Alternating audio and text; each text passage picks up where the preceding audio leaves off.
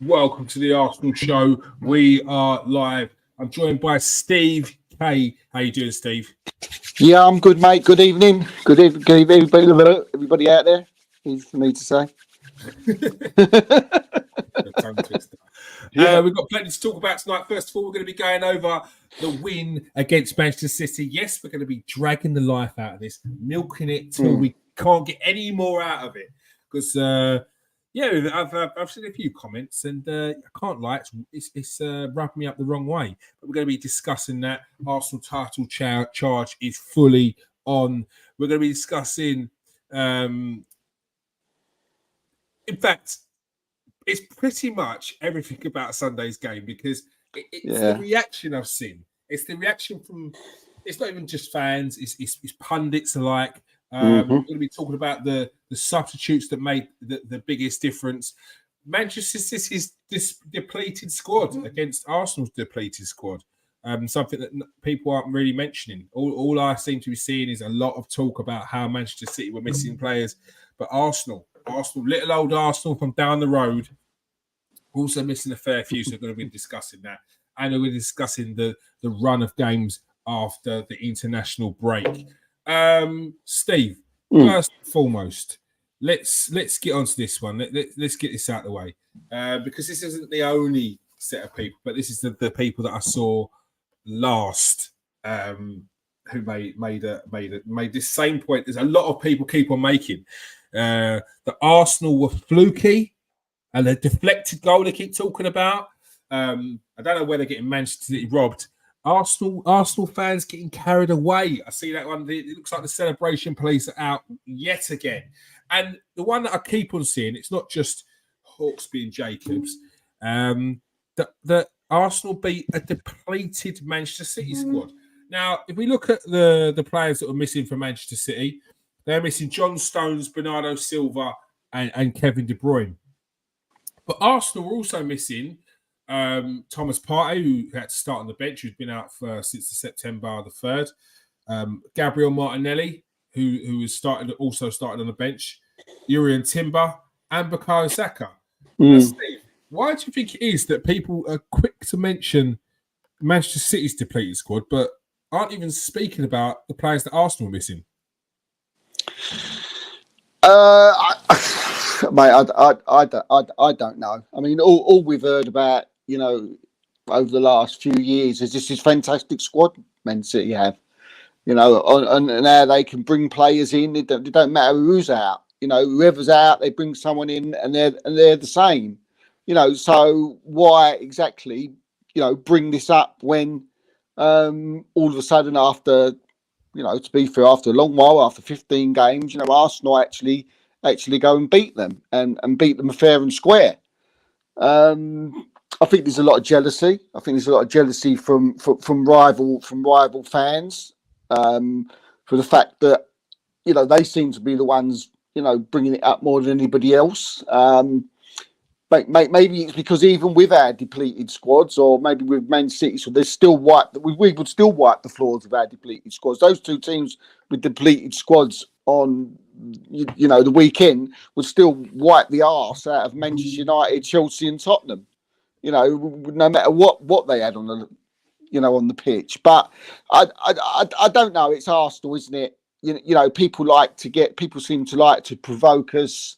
I think Arsenal fans are getting more sort of tuned into that. We're getting used to it. But they just I don't know, mate. I don't know. I mean, Man City, can't do no wrong, can they? They can never do. They've got the greatest player here, the greatest there. Pep's is the look.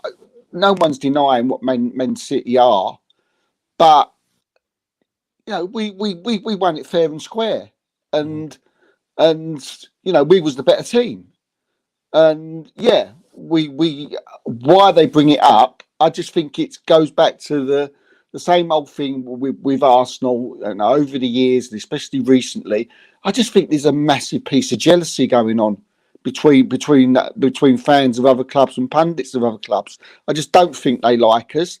I don't think anybody likes us. It feels a little bit like the old Millwall syndrome over the last few years. You know, they don't seem to hate that we're always a club with class. They don't seem to hate that however shit we are, you know, over the years or recently, we've never been as shit as those clubs. Right. So let's get it right. Let's say it how it is. Man City, Man United, Chelsea, Tottenham, Liverpool, all the clubs, you know, coming out with they had a depleted squad. We have never been as shit as you. Right. So yeah, just get over it. We've just got to try and, you know, move on. But I hear what you're saying. It really just gets you. What about ones that would say, yes, Arsenal have passed the test. They've got the monkey off their back, so they say. But it was a game that was there for the taking. A game they had to win because Man City were missing Rodri, De Bruyne, and Silva. Yeah, I don't think it was a game we had to win. 3 points is 3 points, no matter who you play. The only that's a fact. You know, Liverpool beat Man City, beat them all the time, and Man City still go on and win the titles. You know, but every time they come up against Liverpool, they get beat, right? And then Liverpool 1 year went and won the title. But I think what it does, it's not necessarily the 3 points. It's not necessarily be about beating them. Because I think over recently, if you go back over the game since Mikel Arteta has been at the club, it's sort of been, you know, picking away at Pep Guardiola. You know, picking. If you have a look at the results, they all of a sudden started getting better and better and better and better. And then it gets the Community Shield, and we come back with a better side. We deserve to win it in the 90 minutes. In the end, we won it on penalties. You know, we drew against them. Now we're coming up against them. We're winning. We pick them. We'll get onto the game later on, but you know, there was a way that we played that I thought was you know, which was fantastic. You know, the way we won the game. But going back to it, I think it's the mentality.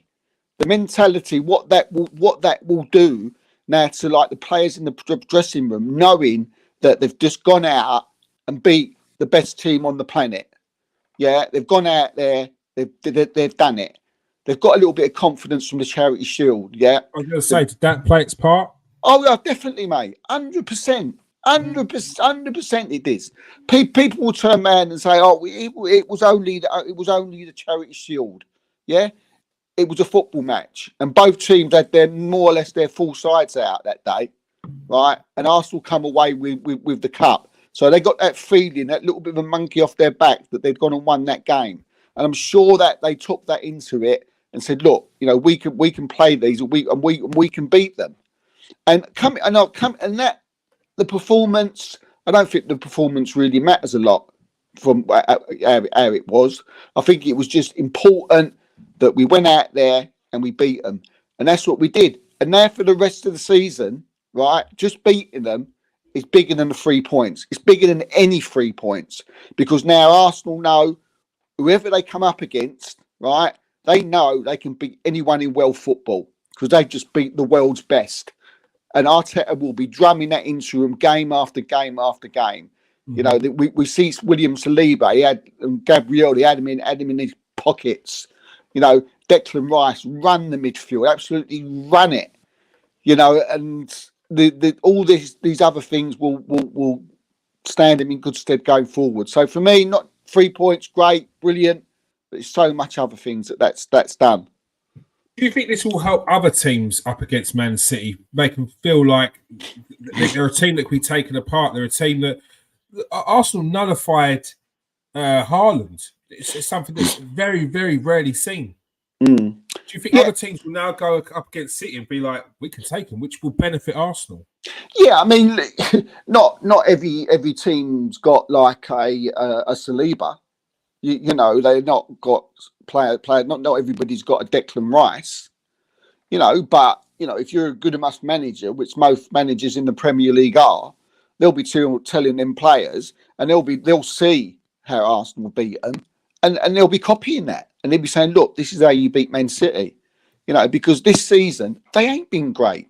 Yes, they're up there.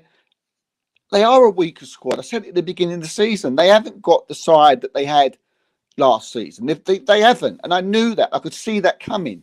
And you could see, although there was, they've only just come off the top this weekend, you can see just going through there. I mean, you have a look at their bench. It was like, it's not that great. Yeah, look, they was missing De Bruyne. They was missing Rodri. Yeah, they're great players, but this is the great Man City. Apparently, this is the team that's got players on their bench like who can come on and just take over.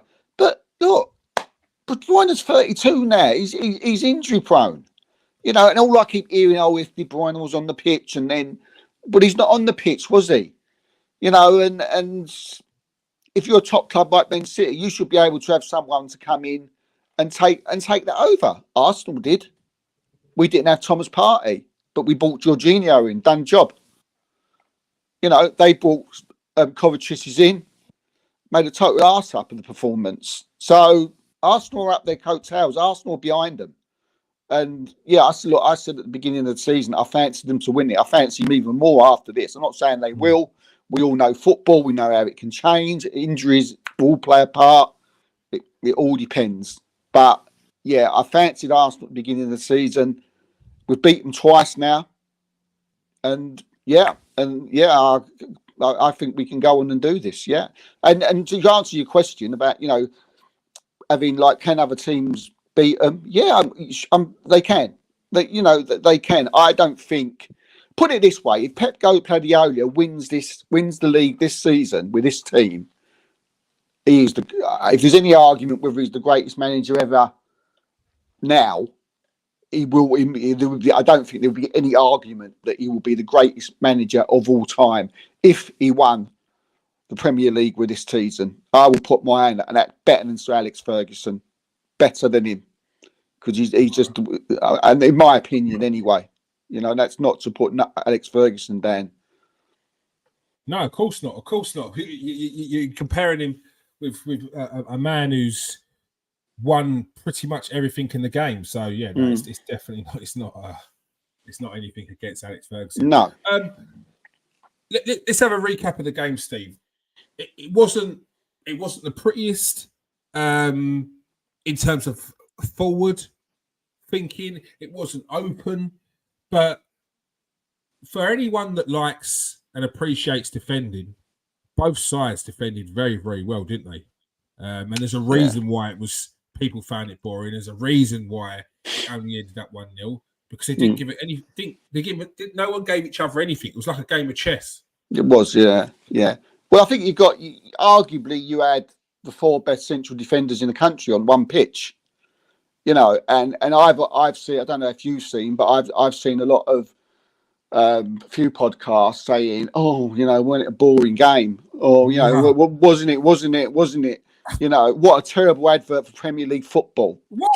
Terrible advert for Premier League football? Yeah, mate, look, me and you have watched football all our lives. We've played it all our lives. We know. Well, I don't know whether they're just trying to spark reactions or not, or they're just stupid. I have no idea. For me, if I was a rival fan, I thought that was a fantastic football match. It was like you said, it was like a chess match. Yeah. And it was who the two best teams in the country going up against each other.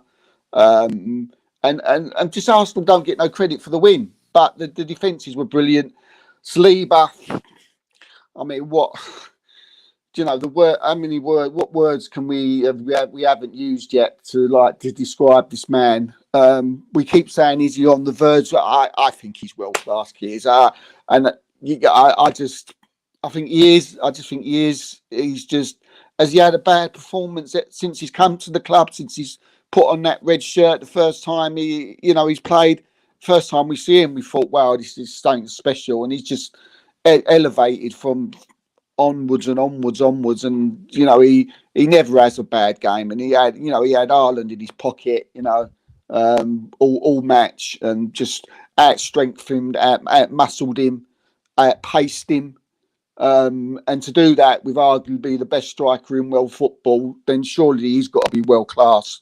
And I think even as Arsenal fans, some people we're a bit wary of mentioning world class. And I think we always said that Saka's on the verge, and he's not there yet. Martinelli's on the verge, not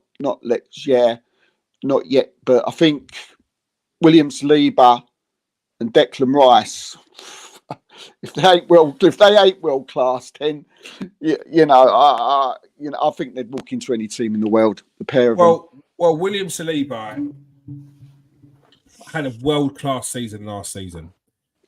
William Saliba had a season which matched or bettered any other centre back in world football. Yeah. And if he has the season, if he continues to have the season that he's having this season, then there's no argument that he's in the conversation as one of the best defenders in the world and world class. But it's not just. For me, this isn't like Saka's. Saliba's performing at a world class level consistently. He's performing at a level which you'd expect from Van Dijk. Now I know last season we were probably a bit dubious as to throw out them sort of statements, anything like that.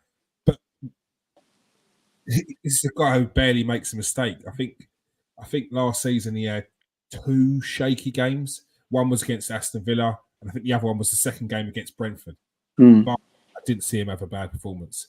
And those performances that I saw of him last season were him getting used to the Premier League. It's his first season in the Premier League. He's developing.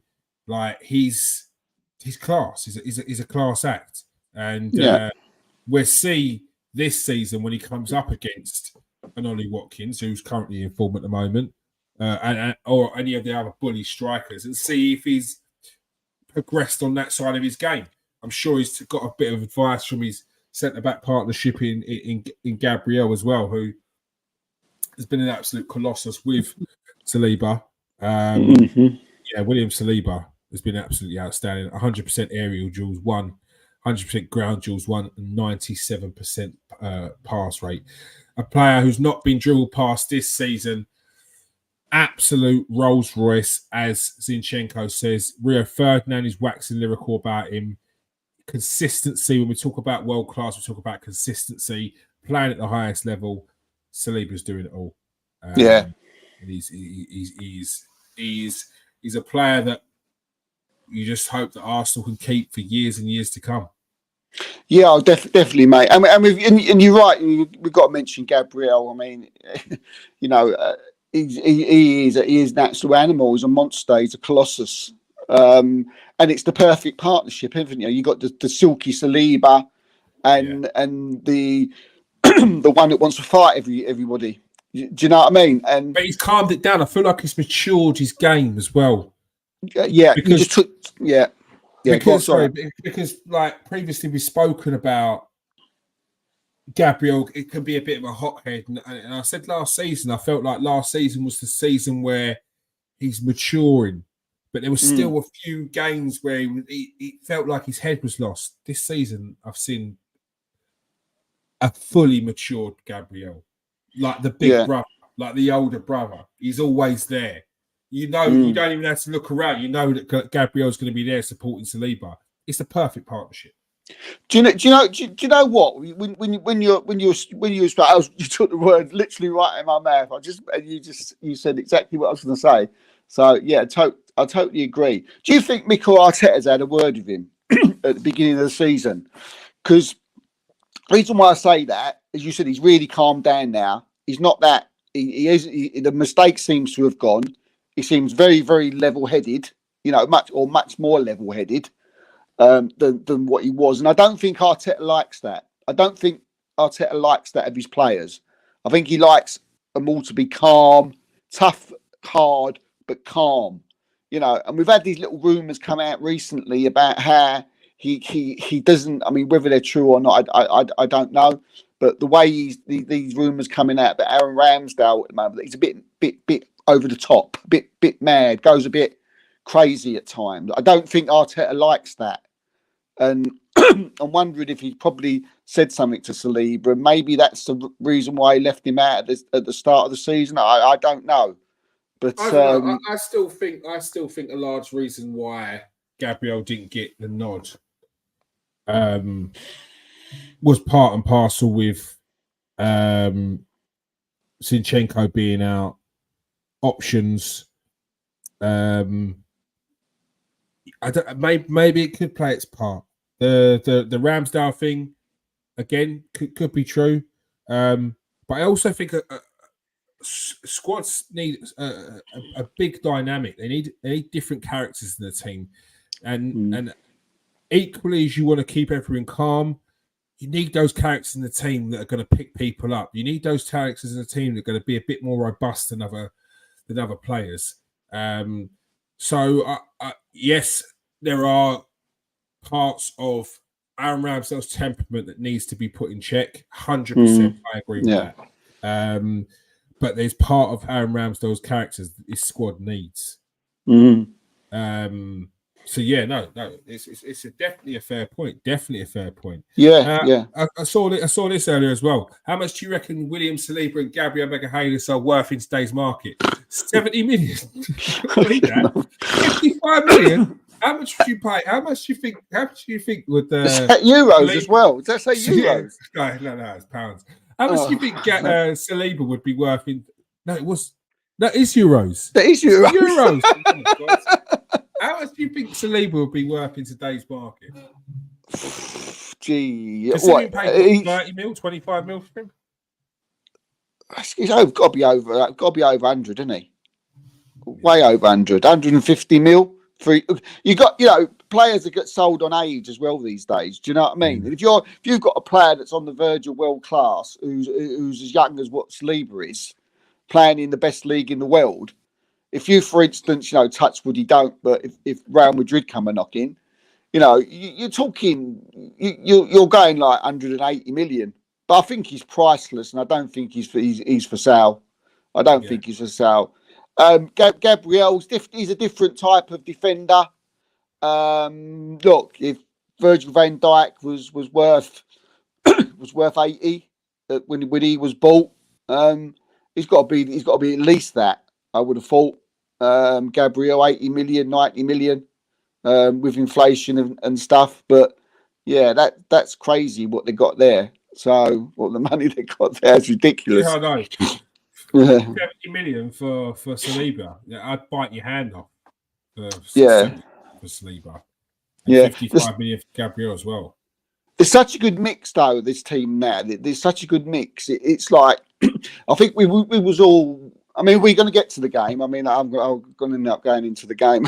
I was like last season. I mean, we was like. We was on fire last week. What was it? Quick, fast passing, bosh, goals, and it was all exciting stuff, weren't it? Quick, wonderful football. But in the end, we failed. Not failed, but in the end, we didn't get over the line playing that type of football. We know in certain games, there was times when we should have won games, but we didn't seem to know how to see them out. Teams came back. We let teams back into games quite a bit. And in the end, it just wasn't enough in the end. In the end, the way we played didn't work, if you like. And I think Arteta's, I've only thought with this for the last couple of days or since the Man City game. I think the way we've started the season, and I think especially like bringing the players he has brought in, especially like Havertz and Rice, I think Arteta wants to play a different way. I don't think we're going to see the Arsenal of last season anymore. I think you're going to. A lot of people are asking for that Arsenal, but what do you think? What do you think they're missing? I think you're missing the patient build up. I think you're missing the more calm down. Like we've said, like Ramsdale, calm down. Gabriel, calm down. I think he wants like everyone else to calm it. Do you know what I mean? He wants people to be more controlled. He wants to control the games better. Wants to see games out better. And I think with the playing out the back, the getting the new goalkeeper in, the keeping the ball for longer periods, very similar to the way Man City play. Because Man City ain't bosh, aren't they? They're very sort of like what's the word I'm looking for? They're slowing their build up. Patient. Patient, and then they'll go bosh, Yeah, where Arsenal last season was just, and I think, and looking at the way Arsenal started this season, I think that's what Arteta's working to. I think it's been like in the process. We started that, it was like, oh yeah, we won that game, but it weren't like last season, was it? You know, and then, but we were still unbeaten in the league by playing this way. You know, we still haven't been beat, we still haven't lost. And I think this is what he's doing. He's trying a new way of playing. And I think the way that we played against Man City on Sunday is that type of football that we're going to see a lot this season, where we're patient, we keep it tight at the back, we keep the ball for longer, we're more controlled. Yes, look, we're making more mistakes at the back, it seems, and we're giving passes away. We've mentioned it a lot of the times where we said, oh, we're giving the ball away too much. But I think that's all part of it. You know, keeping the ball, keeping it tight. But every now and again, you're going to give it away, because I think you're learning this new thing that Arteta, the way he wants us to play.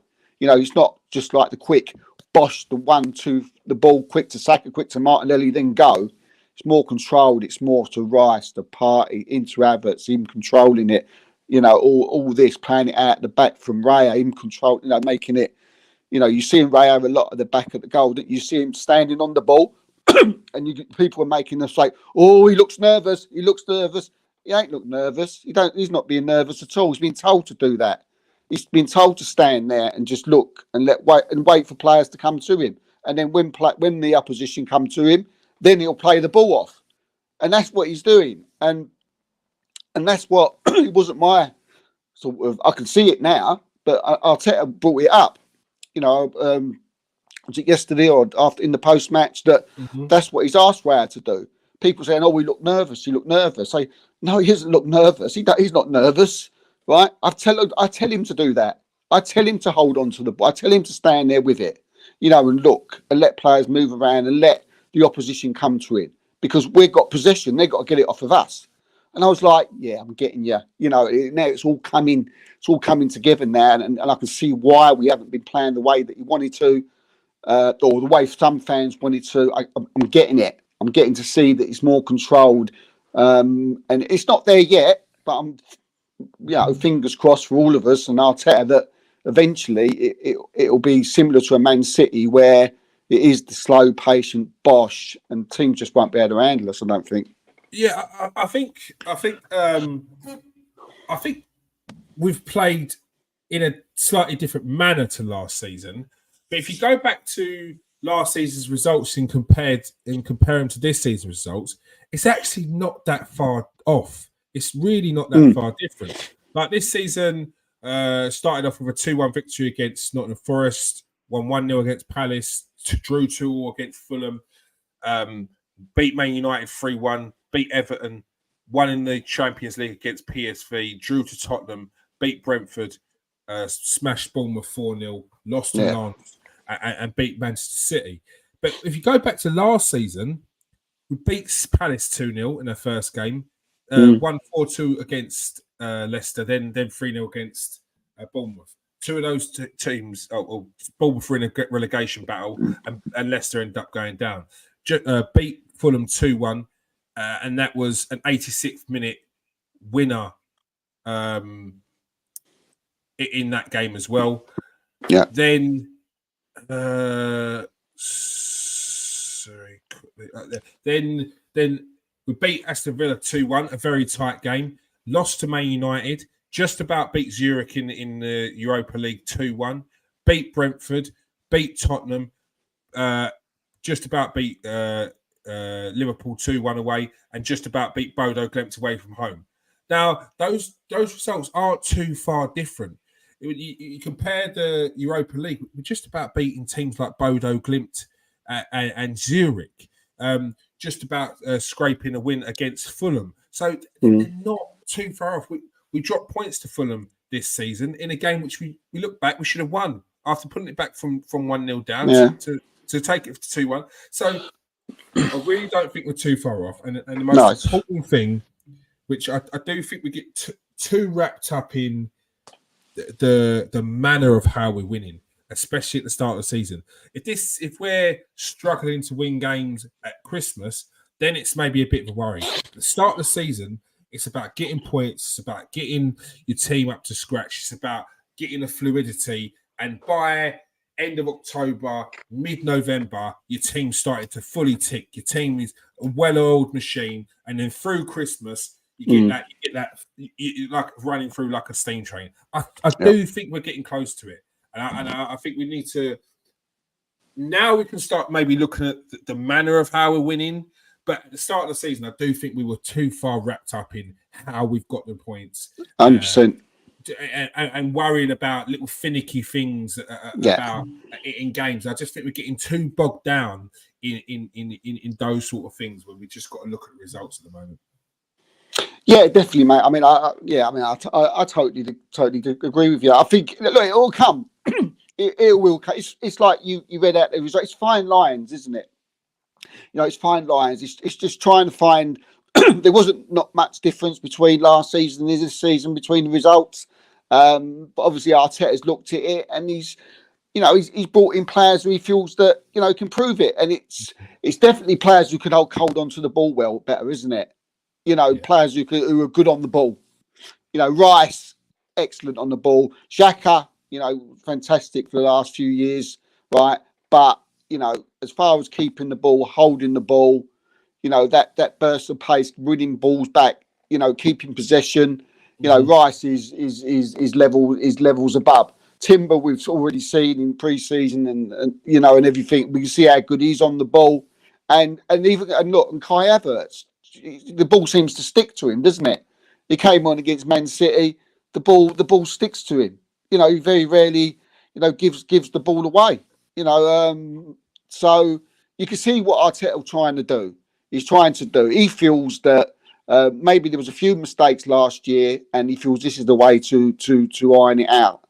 But yeah, too much emphasis on, the way we was playing. Definitely. I mean, as I said, like last year, Man City were like playing very similar to this, learning this way of play.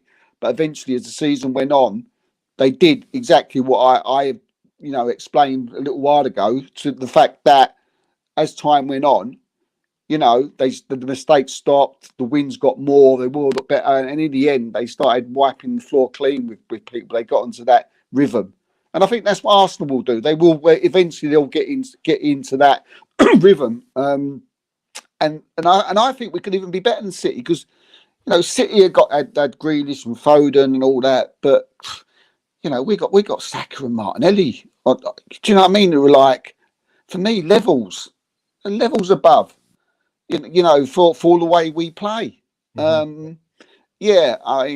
I thought it was, looking on reflection, I thought the performance against City was, I thought they were fantastic. I thought it was, a lot. I mean, there was a few like in the post match in my ratings. I mean, I look back now and I was probably a little bit harsh. I mean, I was a bit rough all day. Do you know what I mean? I was struggling to watch the game, and on reflection of it, I think I was a bit harsh with my marks. But overall, now after reflection, I just thought we was. I thought we was excellent. I thought, Ben White, who I said had a decent game. On reflection, I thought he had a fantastic game. Rice, I think I'd give a 7 in the post match, which I don't know where I was. I must have been on another planet. Do you know what I mean? He was a 9 all day long. Unbelievable footballer, and I've seen it all online. Yeah, but Rodri's still better. If we had Rodri. Do you know what I mean? I tell you what, Rodri. When Rodri was 24, he wasn't as good as Declan Rice. But what do we do? What do we do? Pause the Premier League until Rodri and Kevin De Bruyne are back. The Premier League doesn't count if Rodri and Kevin De Bruyne aren't playing. Get in the bin, people. That's why you have a squad.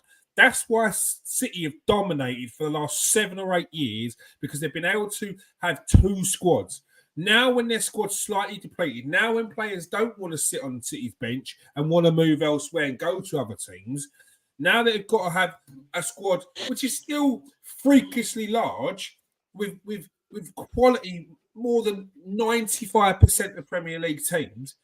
Now they've got a few injuries. People want to get soppy about Man City missing. Get out of it. Get out of it. No one cares when anyone else hasn't got players missing, and City have a full strength squad. No one cares. No one speaks about players missing because it's expected that City will win. The one time that City had a few players missing and Arsenal had players missing, Saka, Martinelli, Partey, Yuri and Timber, none of them could start. Martinelli. Say Martinelli. None of them started. They all started on the bench or couldn't play. But no one wants to mention that. Everyone talks about a depleted Man City squad. Absolute jokers.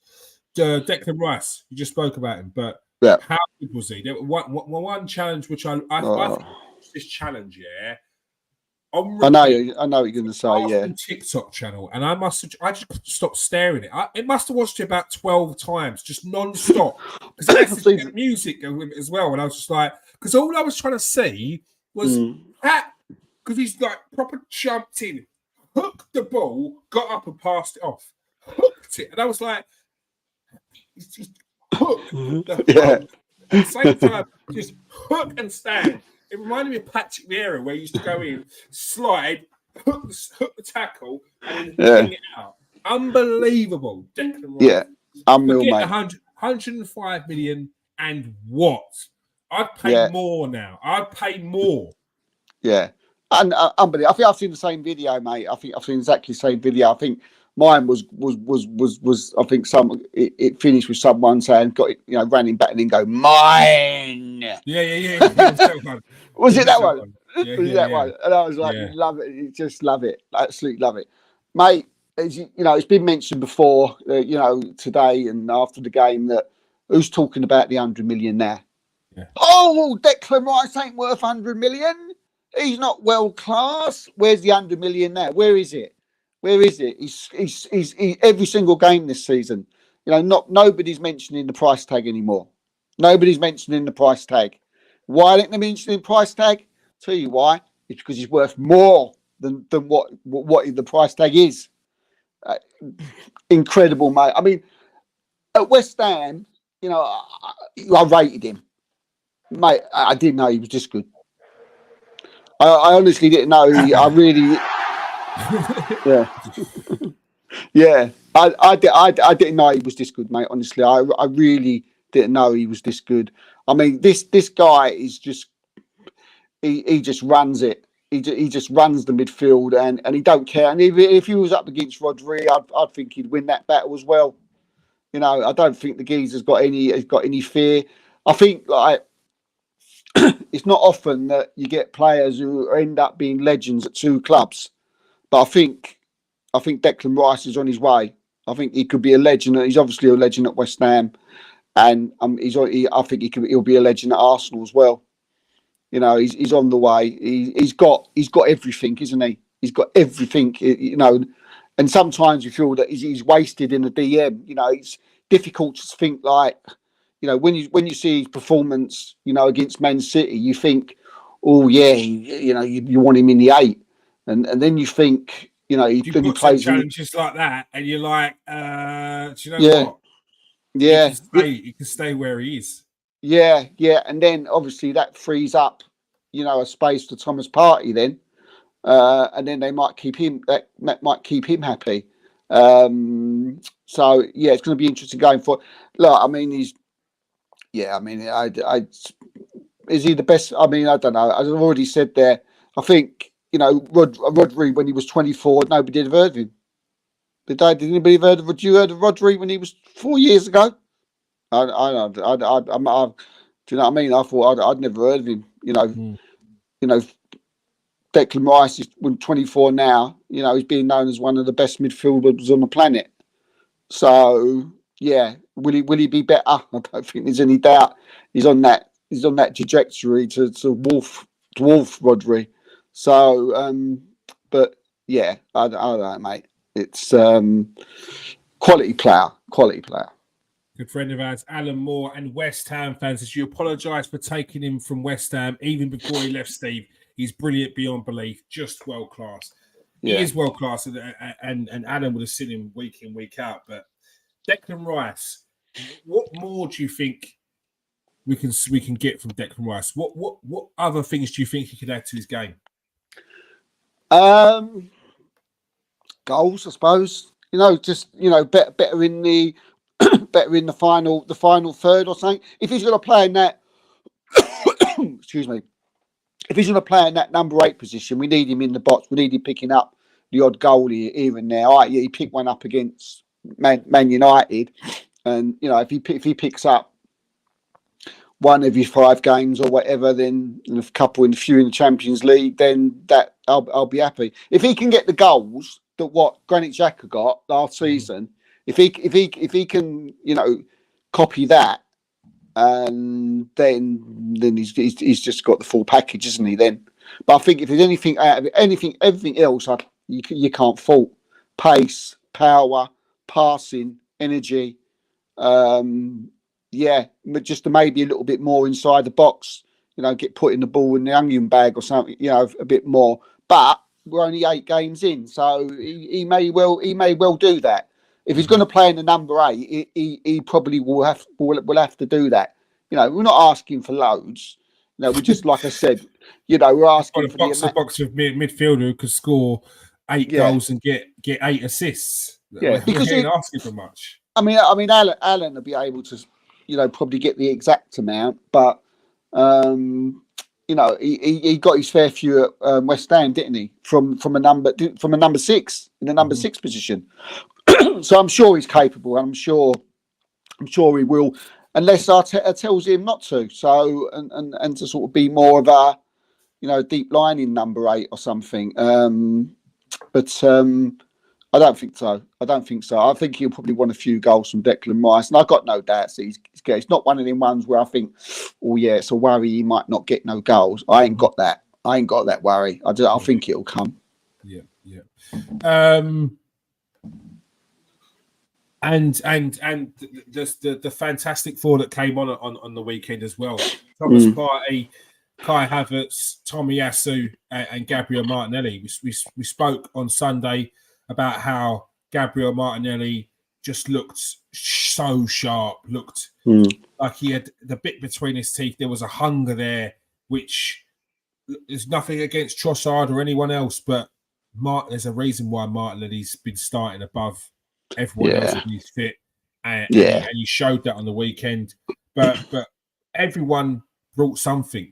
Kai Havertz got the assist to hold off 2 or 3 defenders in the end, and play the ball to Martinelli. Thomas Partey with like a 40-yard ball pinpoint onto Tomiyasu's head, and Tomiyasu don't even know what he was doing up there, but right centre forward. Headed it down to Kai Havertz. And then afterwards, they all, again, still played their part. Martinelli was a menace. Thomas Partey and Havertz and Tomiyasu all defended very, very well as well. Yeah. But this seems to be the difference that we've got this season as well with the substitutes, which twice or even 3 times this season have made a big difference. Yeah, definitely, mate. Again, I don't know what was the matter with me on Sunday in the post match, but I never bigged these up enough. I don't know. It was awful the way I come on, and I watched the show back, and I was like, "You didn't really say what they really did you?" So, but I did have a terrible eye affliction for people out there, so I couldn't see very well.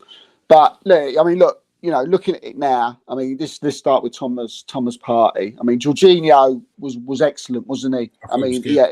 He was really good. He had a fantastic game. Again, I don't know why it's all the time. I look back on a few post matches and they say, "Oh, I was a bit worried when Jorginho was there." I wasn't worried. I wasn't worried. In these big games and these big Champions League games, I think you'll see Jorginho all the time. I think you're going to see him a lot this season.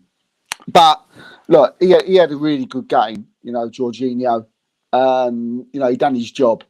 But then Thomas Partey come on, and although he wasn't on for long, he just looked a bit different. Do you know what I mean? He just, the way he glides through that midfield, that power. Sometimes I'm like a little bit critical of him because I feel like I want him to, I don't know, put someone in Rose Ed. Once in a blue. But he's actually got more guile than just boshing people about.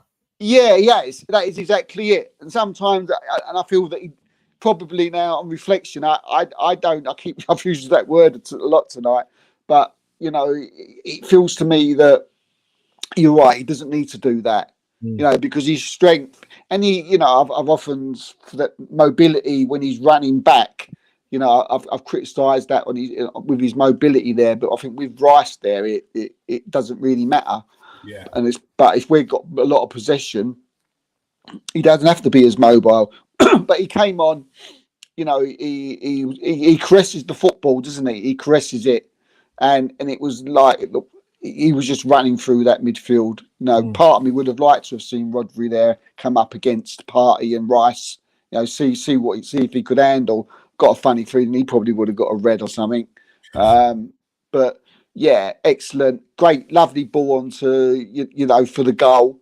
Again, great substitutions, getting him on, brought him on for Junior at the right time. I hope Arteta keeps him happy, or more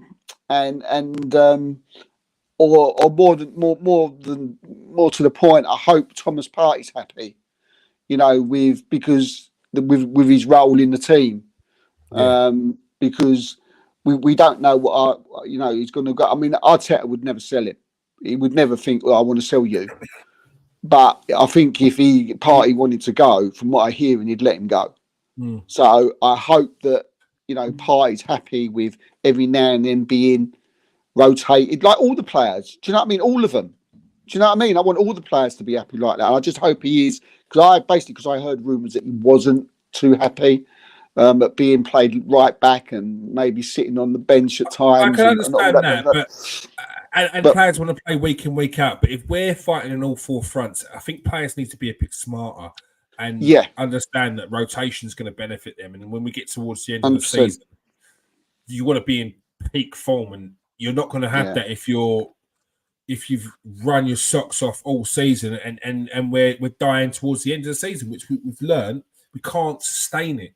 No player can sustain playing every game, being involved in every game, and then still be the same performance that they put in the start of the season towards the end. Yeah. You have to rotate. You have to rest yourself here and there, and it will benefit you in the big games when we're coming up to the final run. Because he started to look tired, didn't he? A bit towards the end of the season, didn't he? Partey. Yeah. And players, like I said, players want to play, but when players are winning, when they're winning trophies, when they're involved in serious title charges, in competitions towards the latter stages, they'll understand that these rests will benefit them. Before we go on, Alan says he began scoring goals the last couple of years when he was given control of midfield when Mark Noble retired and he was allowed to go forward. Plus, there was better players around him. Yeah, that's just on Declan Rice. Yeah, just one other thing there. I mean, we already touched on Martinelli and how good he was. Just want to say, like Tomiyasu, brilliant. Come on, fantastic. They ended it down for the goal. Havertz, he's going to be a bit of a little. I wonder what he's going to do with Havertz. He come on, and he made more than a big impact. Do you know what I mean? The way he was holding the ball up, in that centre forward position, the way he was laying it off, it was like a bit like an old fashioned number 9, weren't it? Yeah. what he was doing, and and I was listening to Goldbridge on. Well, I wasn't listening to him. I just happened to see a clip on YouTube, and he was screaming at Kai Havertz, saying that he should have shot for that goal that he laid back to Martinelli. I thought, you fucking prank. Excuse me. These are the people that. Do you know what I mean? And I'm looking. I'm thinking, I don't know. Have I actually missed something here? So I'm looking. He held off 3 men. He's held off 3 men. Got 3 men behind him, and he's chesting it down, backed into him, strengthened, laid it back. Where does he go? He should have shot off from that. But I just like. It's going to be. We know at Chelsea, Havertz didn't do well in the number 9 position, yeah. But let's face it, he's playing for Chelsea, right? Could he be? It's an option. Could he be used as in that position now as a possible. I mean, okay, look, we got Jesus. We keep crying out for him. He's definitely not a player on the right. But maybe if we had that sometimes at some points, you know, if we wanted to rest Saka and we never brought someone in January, we could play Havertz in the 9, put Jesus out on the right, and then we got Martinelli on the left. There's an option. Do you think there's an option there? There's options. There's definitely options, and I think we have to explore those options with the lack of alternatives on that right. Mikel Arteta didn't bring in another right midfielder for whatever reason, so we have to utilise what we've got. And if we have to play Jesus, or I'd rather we didn't, but if we have to, then so be it. I think it's an option because, again, I do feel like we should have bought another striker. We let go of Balogun and we didn't bring in anyone to replace him, whether that was a more experienced striker or whether that was a youngster. It's just, I mean, it's just who you bring in and who's that player. I mean, I totally agree with you. I don't know what people think in the comments, but I don't think Ivan Toney's right. I don't. I at first I was like, right. Oh yeah, but then I thought, nah, I don't think he's the guy. I think if we buy Ivan Toney in 2 seasons' time, we're looking to replace him, and I think we need to be looking for the person who's going to come in and make the difference now and long term. Everything we've done, we're buying long term. We're not buying short term. Even the likes of Jorginho, it's a smart buy. Didn't get a Mudryk, got in Trossard, smart buy. These are all smart buys. They're not panic buys. They're not. They've got something behind them. I can't see Arteta paying 80 million for him. I just don't fit. I don't think he fits his style of play. We just don't seem to fit in. So, yeah. I agree.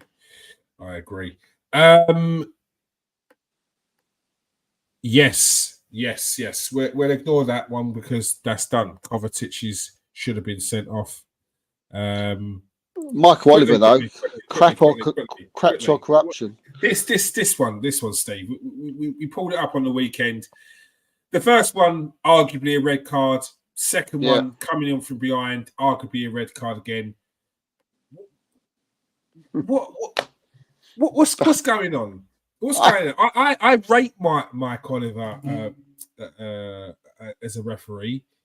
Like he's one of our better referees, and this is the same guy who sent off Gabriel Martinelli 7 seconds with 2 yellow cards. Yet this one here, which is clear as day, he doesn't give.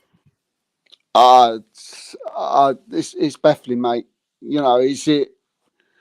We know he crap. Is he crap? A crap referee? We don't think so. I've always rated. I've always rated him.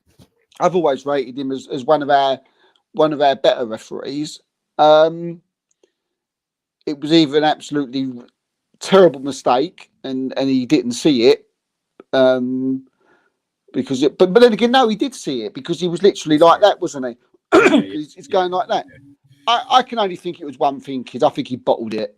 Yeah, do you think it was another case of where these referees are trying to have too much say in a game and they say that they didn't want to ruin the spectacle?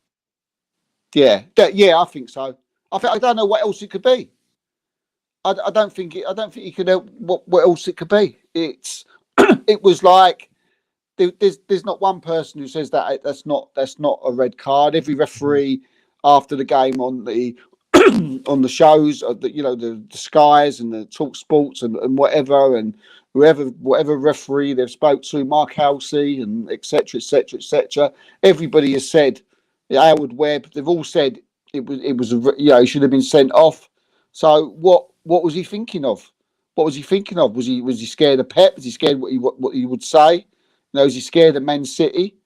Like someone said, should we be looking and have a look at his bank account? Because where was he from? I guarantee you he's from up north. Without even looking, they all are. But what can you say, mate? Hopefully he don't. For me, he bottled it. Yeah. He absolutely he bottled it. He didn't want to send a player off that early. and put him down to 10 men. But if he should have gone, then he's got to go. You've already brought up the Gabriel Martinelli thing. We're talking about like the Jota incident in was it what he got sent off for nothing. Tommy Ashew got sent off for something absolutely ridiculous. Yeah. For a geezer who didn't even dived. He didn't even touch him, and for a throw where he took longer, and they got this guy standing on the pitch who's nearly could have ruined Odegaard's career and broke his leg.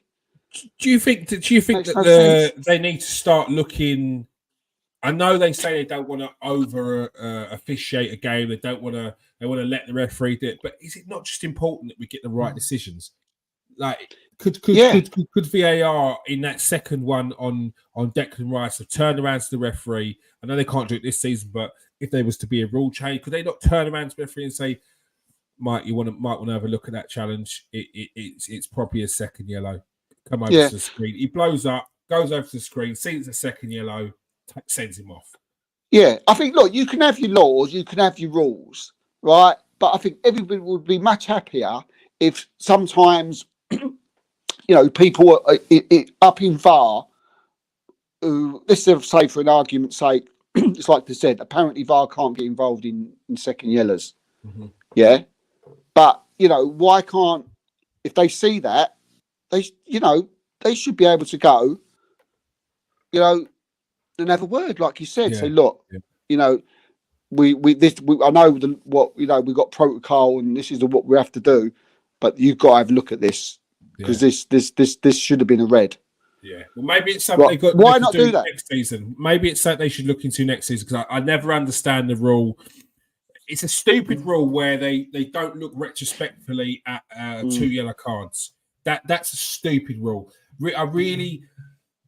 Club managers need to put their hand up and say we need to have a look at that rule at the end of the season because that's a silly rule. And this one here, they should be able to look into cases where that is a clear and obvious error. The referee has missed that for whatever reason. He doesn't think it's a yellow card. Yeah. Why does he not think that's a yellow card? I don't know. They need to be able to look at that, and I think they should be able to have a word with the referee and say, "Could you come have a look at this?" Yeah, but I tell you what, you got. There's the argument now, and really, until the right people can are in VAR and they're able to do this, and the protocol is changed. I don't think you can have VAR because there's too many decisions, especially this season, where there's total mess ups just going on. I mean.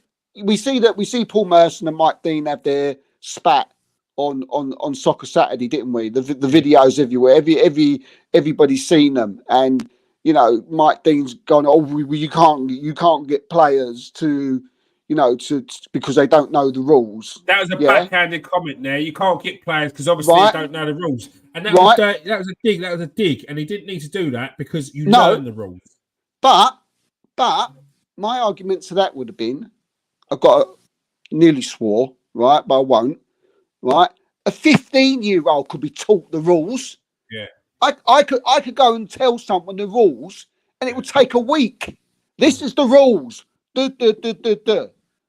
All this 3 years, you've got to be a ref for 3 years. Absolute nonsense. Why do you have to be a ref for 3 years to know the rules of a referee? How long does that take? How long does it take to sit down and have a book in front of you and swat up on the rules to be a referee? I bet you I could do it in a month, right? Absolute rubbish. Absolute nonsense. Anybody can go and do it. It doesn't have to be a player. It can be you. It can be me. Yeah, I know the rules. We know what's a sending off and what ain't. And so absolute nonsense. And I think that's why Merson got out of his, got annoyed with it. The thing is that I get annoyed about is there's so much money in football. If it's a case of referees need more money, referees need to put more money in the grassroots referees. They need to protect referees in general at a lower level, offer them more money, offer them more incentives at a lower level, offer more incentives to people from down south because the majority of referees from up north. Work out reasons why but do it. The game, there's so much money in the game and so much riding on it that you can't have this level of officiating, and it's going downhill. And I believe it's going downhill because of VAR, because they're hoping that if they make a mistake, VAR will spot it. But that's not how it should go. That's not how it should be. It shouldn't be. You should be getting worse because VAR is there to back you up. You should be up in your game so you don't need VAR. There's a reason why we've got less and less officials in big tournaments now, because English referees are getting worse, and it's that arrogance that I believe is the reason why they're getting worse. Why do you have to be is the epitome of the arrogance of the referees. Yeah. Why do you need an expert to tell to know that's a sending off or not? Why do you need an expert to sort of know that Diaz was onside? Now, why do you need an expert to see when Gabriel got pulled back in the new car? Why do you need in all of those instances? It doesn't need an expert. It needs someone who's going to take lead on it, who's going to take ownership of it. He's gonna. All of those need a strong figure to go. Stop the game. Why are you starting again? Delay the game. Bang. Stop. That's not a yellow card. Stop. That's a red. It just needs people to own it, and that's what it's not doing. Before we go, Steve saw this one earlier. Arsenal's player of the season so far. Who have you got? Who have you gone for? Oh, I think